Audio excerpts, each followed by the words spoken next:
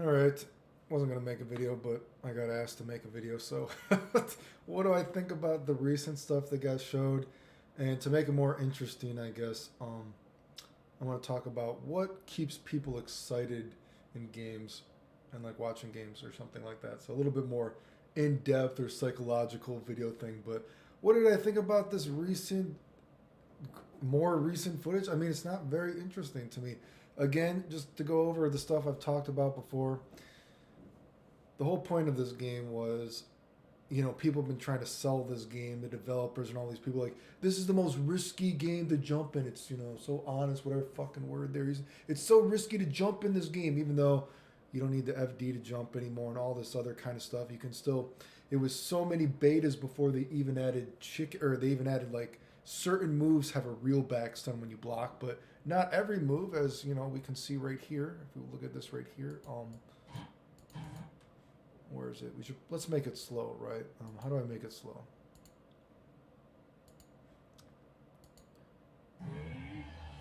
Also, see, just you can chicken. Imagine this could be any attack though, right? You know what I mean? So you're like, boom, boom, boom, boom, boom. She just chicken guards it. Blah blah blah blah.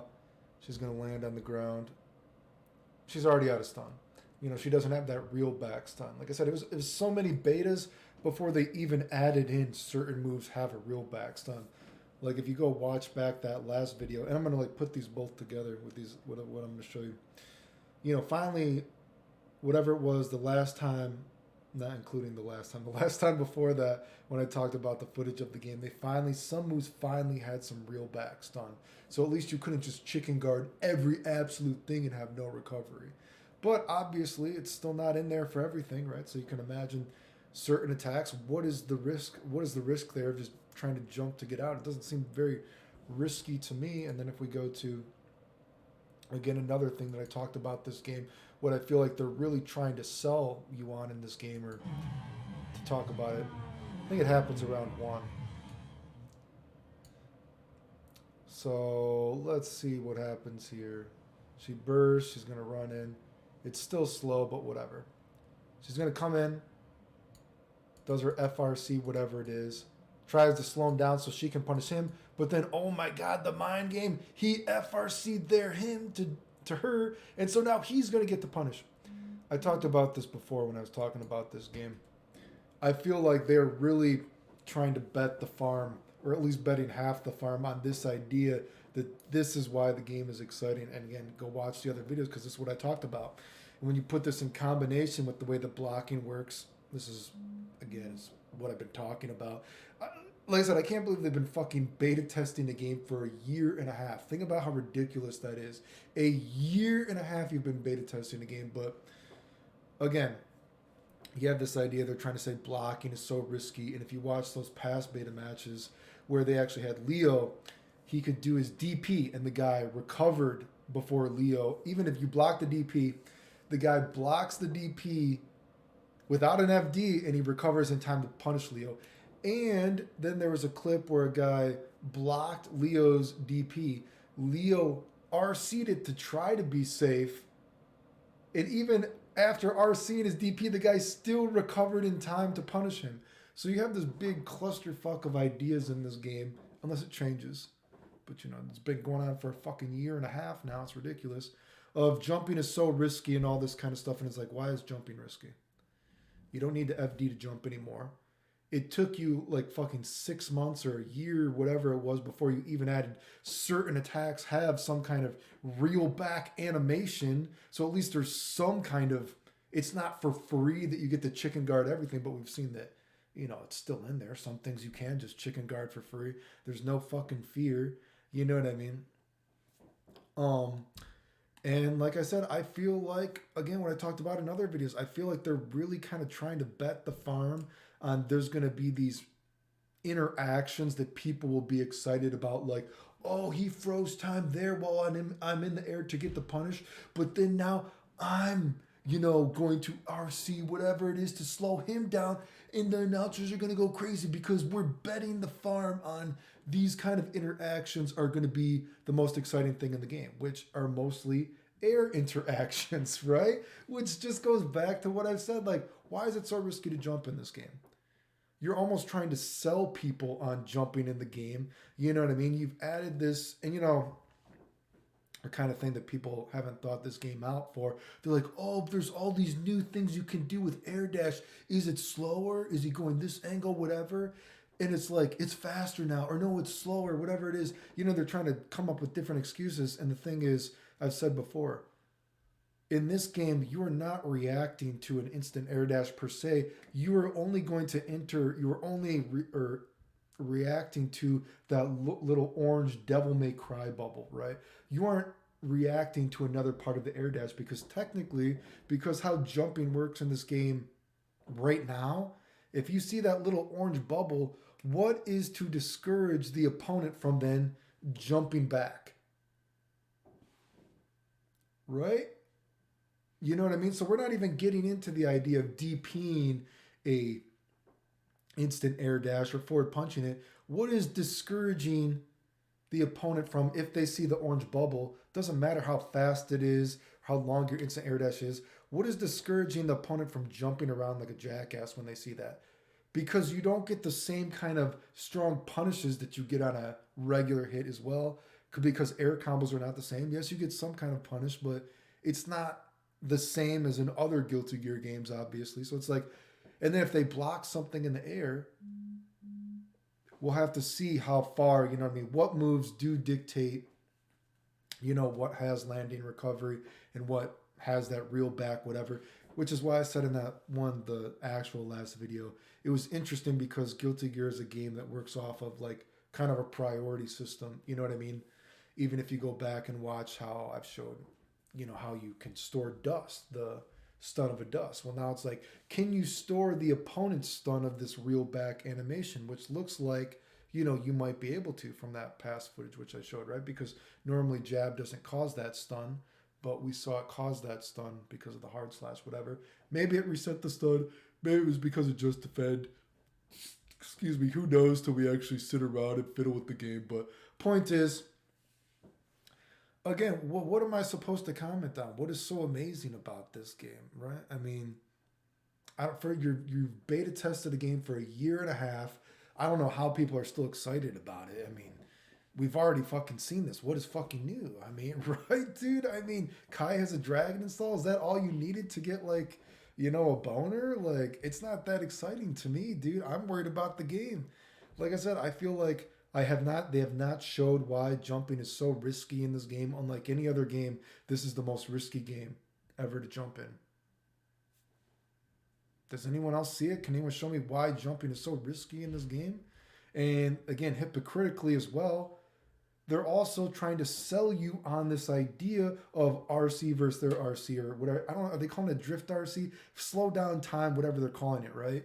I feel like they're trying to bet the farm that these interactions are going to be exciting enough for the player, right? Which is always, like I said, when you're talking about game theory, you want to be able to show, like, especially when I talk about a game like Dragon Ball FighterZ, they should have, showed off that whole homing dashing versus reflecting and tug of war, whatever, because that's the one new thing that Dragon Ball FighterZ brings to the game, but there wasn't enough emphasis on it, right? And then this game, it feels like, man, you're really betting the farm on your RC system that it's going to be, those kind of interactions are going to be exciting for the casual audience or something like that. And I just don't think that. I think that's going to wear pretty thin pretty fast, right? I mean, is that really going to be the most exciting thing? Are you really selling the game on these kind of interactions, right? And, it brings me to this other point of, you talk about what gets people excited about games, what gets people passionate about games, right? And there's also this double-edged sword that, we live in this kind of a society. Oh my God. Don't they even say we live in a fucking society in one of the fucking songs now in this game? God, what is with the music in this game? But, oh God. Real life has become a meme, dude. It's pretty sad, dude. But what gets people excited about video games, right? There's like a double-edged sword, right? Like, you know what I mean? Like, nowadays you can just DLC this character, DLC this character. We can patch the game here a few months now, patch the game here from now. And it kind of shows like how maybe fickle people are. They just need that new shiny object. Like, how do you keep people excited in a game, right? And it's like, are people only excited about video games because something is new? Oh, we got to wait for the next DLC character. Oh, we don't care about the game. Let's wait another couple months till they patch the game. Let's wait another couple months till they patch the game. Oh, what's the next DLC character? Oh, then we'll be excited about the game. And on one hand, that is cool that you can keep an audience excited at the drop of a hat, right? You know what I mean? Oh, something new is coming out. I'm excited about the game again, right? So easy to patch a game. But at the other flip or side of the coin, it's kind of like, man, it shows that do you even need to make a quotation marks good game anymore? Do you need to make a game with lots of depth anymore when you can just patch the game excessively? DLC excessively. Right? It's like this game has been, they've already pre-played this game. The game, a year and a half of beta testing. Do you realize how ridiculous that is? A year and a half? Why, dude? It's like, and there's like, well, it's like, where's the fucking depth? Where's the fucking meat? Whatever that saying is, dude. Like, and again, I feel like they're just going to try to sell us like those kind of RC interactions. Like, but it's just kind of like, man, back in the day, I've talked about this, and this isn't just for fighting games either, right? This could just be kind of because of the way video games are now. It could be any video game. I've talked about this before in some other game theory videos, I think, or at least I've talked about with other friends. It's like, do you even need to make, again, a quotation marks good game anymore with tons of depth, tons of replay value? Obviously, I don't think developers are purposely putting out shitty games. Maybe they do, right?